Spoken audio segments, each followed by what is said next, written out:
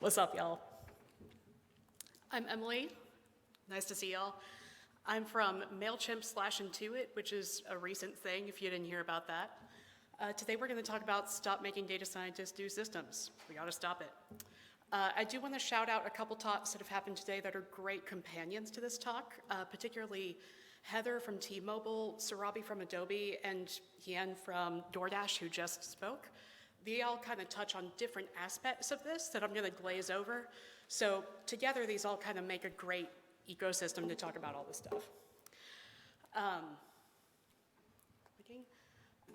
So I'm from the best city in the world, which is Atlanta. You can fight me on that. I am not a data scientist. I don't do modeling. I just don't. What I do is different. It's not better or worse. It's different and it's complementary. By passion, I'm an oil painter. By day job, I do MLOps kind of stuff.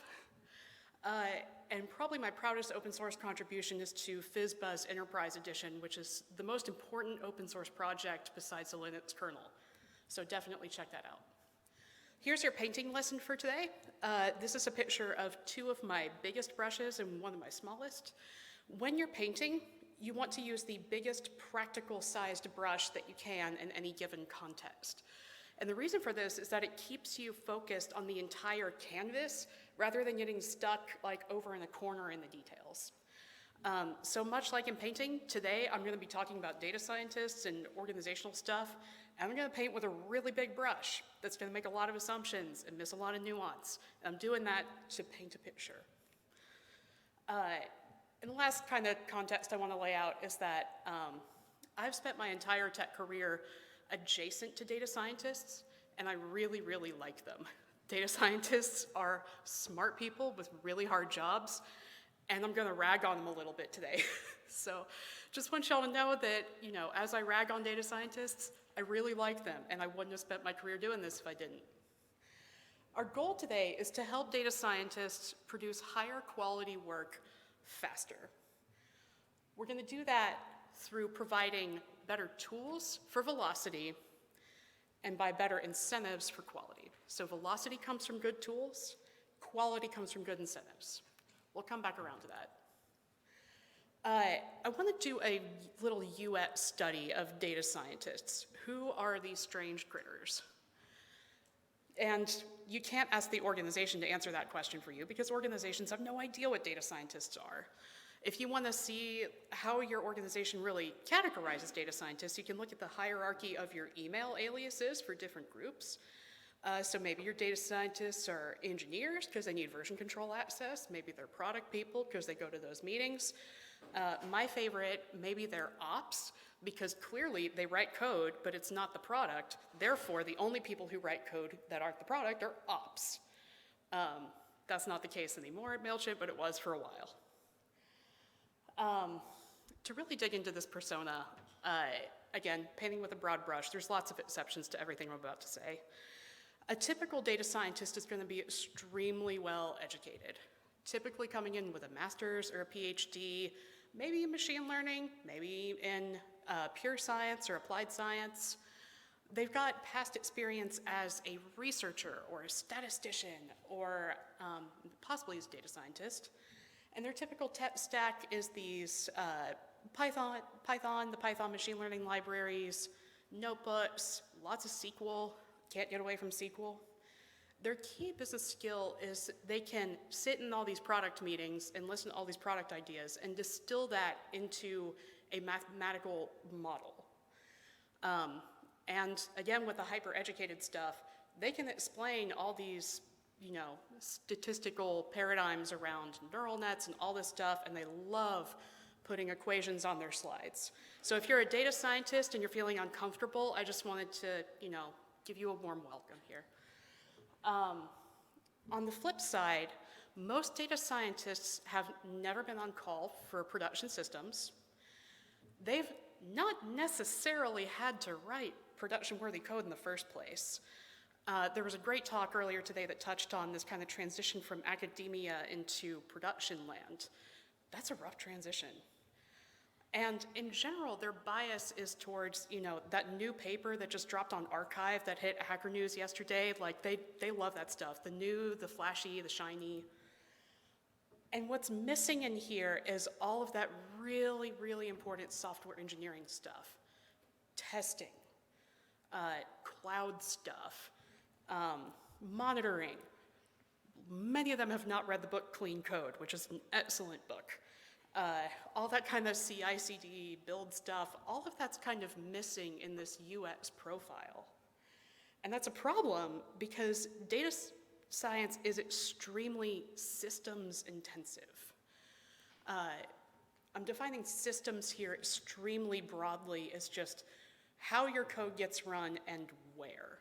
So data science requires enormous ephemeral compute systems that we typically achieve through container orchestration.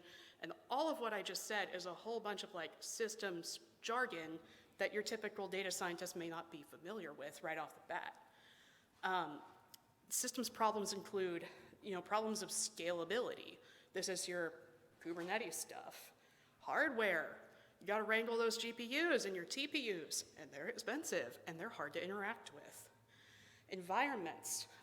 Lots of machine learning libraries, especially ones named TensorFlow, are divas, and they don't play nice with others. And to wrangle them to do anything at all is an art in and of itself. And then all that automations and build stuff, so kind of the code that is not the application but makes the application happen. So there's an imbalance between a typical data scientist system's needs and the typical data scientist system's knowledge. Two things that result from that gap, there's many things that result from that gap, but two main ones are that systems issues can bring development to a crawl, and a lack of system knowledge from your data scientist can result in production code that's not production worthy. It's not ready for RUPCs. And organizations tend to respond to this gap in one of two I will argue, unhealthy ways. The first being, okay, well, I guess everybody needs to be a full stack unicorn. So in addition to all your statistical reasoning and all of your, data science stuff, you also need to handle wacky Kubernetes errors. Ready, go. The other opposite extreme is, well, data scientists are too special and unique, and let's face it, expensive. So in order to maximize the salary that we're paying them, we need to just insulate them and let them write their stuff and toss it over the wall. There is definitely a time and a place for the first one, and it's called the first person at your startup. Past that, it's time to specialize. Because if you have an entire team of heroes, that is unsustainable. And that really goes beyond data science, of course. If your organization relies on the principle of heroics, that ain't gonna work. So a better balance that I would argue for data scientists when it comes to system stuff is that data scientists who are well-versed in systems, that have some background in it, have some context, are always going to be more successful. However, as MLOps professionals, it is also our responsibility to do a much better job than we're currently doing with its systems encapsulation, to insulate our data scientists from these systems problems and let them concentrate on their data science problems. So both of these things are true at the same time. Data scientists need to learn their systems, and we gotta protect them from the systems. And in these systems we're talking about, low systems is not the same as low code. Data scientists can write some code, y'all. That's not a problem. It's about where that code is running. It's about getting that ephemeral container to talk to that super not ephemeral GPU over there. It's that kind of thing. So that's where our velocity comes from, is these good tools that insulate these systems and let our data scientists do their best work. But all the good tools in the world don't matter if our organizational priorities are completely out of whack, because velocity is not the same thing as quality. So returning to this data science UX profile, these overeducated people are very good students, and they love to get an A+. and they're gonna get an A+ however they can. And lots of organizations really reward perverse incentives. So, data scientists are little objective functions of their own, and they're gonna optimize. So no organization would deliberately say something like this, but many organizations do by their actions. It's totally cool if this has no tests and we don't know what data it was trained on. Oops, that person left, that's us. Again, we don't say this deliberately, we say this through our actions. So it behooves us to be introspective and responsible about what incentives we're providing. The incentives I've witnessed that tend to induce poor quality really kind of boil down to that third bullet point of hype. Data science is magic, we gotta put it everywhere, we gotta do it right now, we gotta, wow all the product people in the organization, we gotta produce, produce, produce. So those kinds of incentives line up to reward people for getting a shiny demo out the door and moving on. And there's a time and a place for that, don't get me wrong. But it is a trade-off with quality. Some incentives that tend to produce better quality, war rooms. Crippling production problems really have the effect of putting the spotlight on quality. Ethics stuff also tends to slow us down in a good way. So both all our GDPR and all of our bias reduction and ethical AI kind of stuff, that takes a lot of time. That can slow us down in a good way while we focus on quality. And really, if you want to incentivize quality, measure it. Because data scientists want to get an A+. And if you can put a number to something, you can watch that number magically go up. When we talk about measuring quality, just a few observability kind of metrics things to mention here that we can measure and we can watch and we can improve on. Reproducibility all throughout the process. Can I retrain it? Do I know what data it was? Can we test it? Can we do this again in an automated way? Code quality metrics, test coverage. Did you use a linter? And if you didn't, you should have. Drift monitoring, data monitoring, systems resource monitoring, logging, that's easy to reach, which can sometimes be difficult depending on how complex your distributed system is.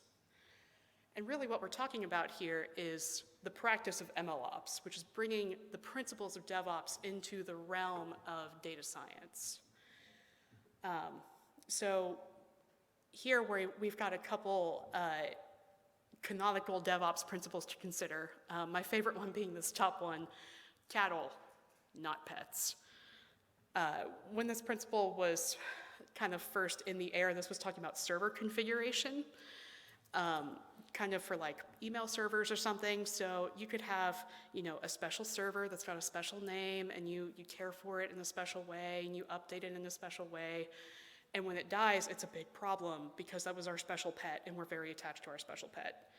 Whereas with better server configuration, they're all the same. If that one dies, you run the automation, you kick it out, you put up a new one. So when we apply this principle to machine learning and to data science, we're more talking about trying to standardize everything around the specifics of what's happening in our model. Because of course, we develop multiple models because they're all different. They have different internals, they're trying to do different things. But as much as we can standardize everything around those specifics, we will achieve better velocity, better observability, and better quality. Another DevOps principle I'm very fond of is you build it, you run it.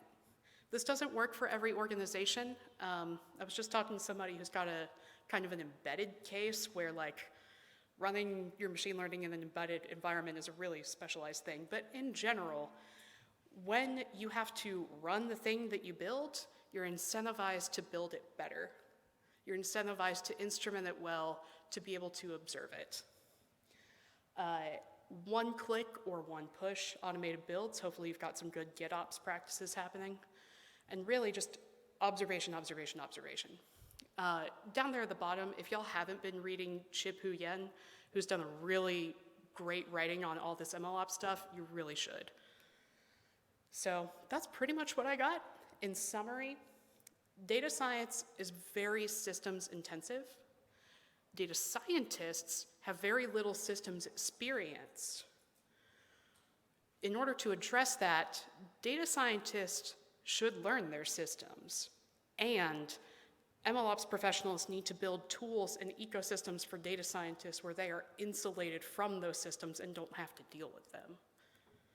And finally, just one more time to hit this again, velocity comes from good tools, quality comes from good incentives. That's what I got. Thank y'all.